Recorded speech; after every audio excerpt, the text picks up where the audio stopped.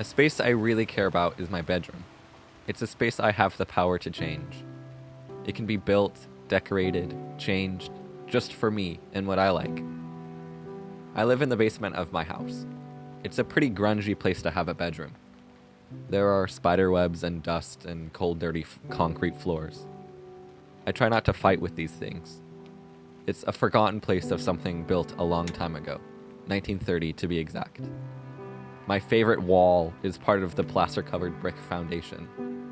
The ceiling has some very exposed wood beams. I like to do the math. Trees live a long time, so if these guys were harvested around 1930, this wood came from trees that were alive at the same time Beethoven was, maybe even before America was a country. I like to think about what this space was used for when the house was first built. How did people feel being down here? Did kids play, giggling at the spookiness of this dark place? Or did their father pretend not to be creeped out, braving the darkness to grab his old-timey things stored down here, like grains or tools or something? I do think I'm the first person to be crazy or creative enough to occupy this space, sleep in this space. Because of this, unfortunately, I don't think it's a haunted place. In fact, I find it very comforting here.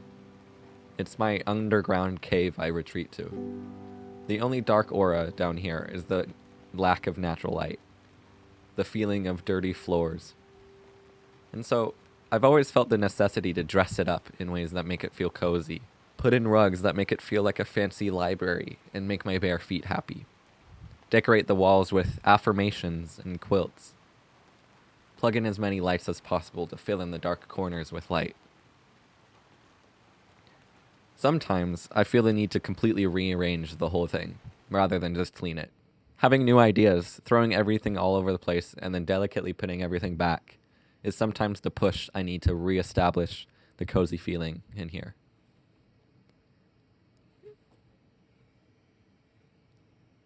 It's January 28th, 2023. It's the end of my high school semester, my 7th out of 8.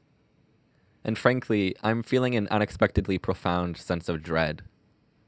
In short, I really enjoy my life now, and I'm scared to graduate. I haven't yet admitted it to myself, but I think this reorganization of my room is a manifestation of this dread. My room represents to me a certain freedom I have, still being a teenager. I have the time now to do just exactly what I want. I like decorating my room. I like playing piano and writing music. I like going to school and seeing friends, and learning new things but still feeling cool and older, like a senior. I'm very comfortable with my environment. I survived a pandemic in this room. I feel safe here.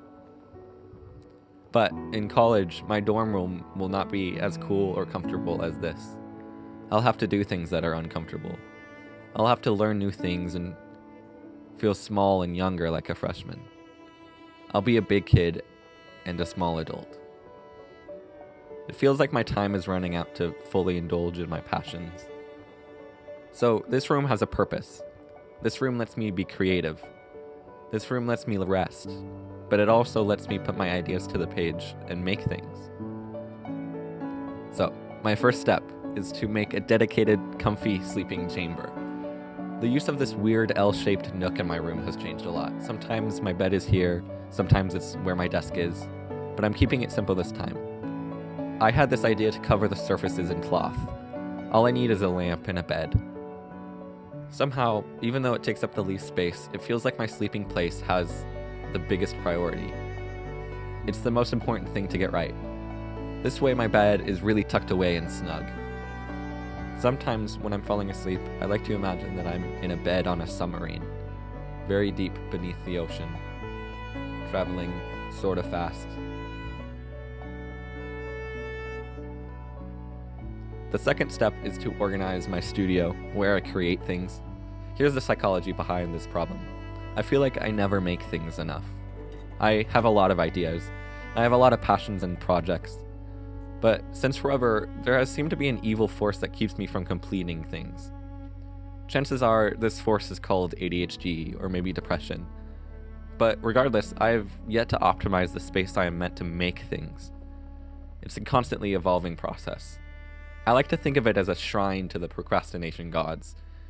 I haven't figured it out yet, but I still believe that if my space is seamless enough in facilitating my ideas, then I will make more things. This is why I'm moving the family piano into my room. It is mine now. Moving a piano by myself is not a pretty process. Neither is the piano itself pretty. I've had this one since I was a little kid, and I call her One-Legged Betsy because she has one leg.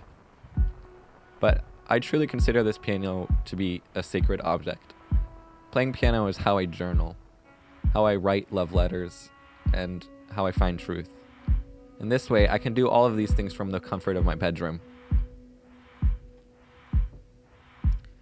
This is the end of this film, of this love letter to my bedroom. But I'll tell you a secret. I've realized this film is really about the power we all have to create comfort. Even if this film is the last thing I make in here, this room will forever live in my maker's spirit. It taught me I'm not crazy for wanting comfort, but instead, that it might be my greatest superpower. Sometimes comfort might seem selfish or unimportant, maybe unmanly or weak. And life will make sure we don't forget about the power of uncomfortable things. Truthfully, it seems like the most growth comes from discomfort, not comfort. But we all still need a cozy place, a cozy friend, a cozy story. And the best news, in the least guilt-trip way possible, is that everyone has the power to make comfort.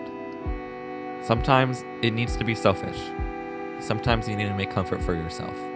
But that cozy feeling is something you can share with others as well. In the way we communicate, and in the way we spend time with others, in the way we love. Where might you need more comfort in your life? It might just be a lamp in a corner. Let this film be permission to try and find the missing lamps in your life.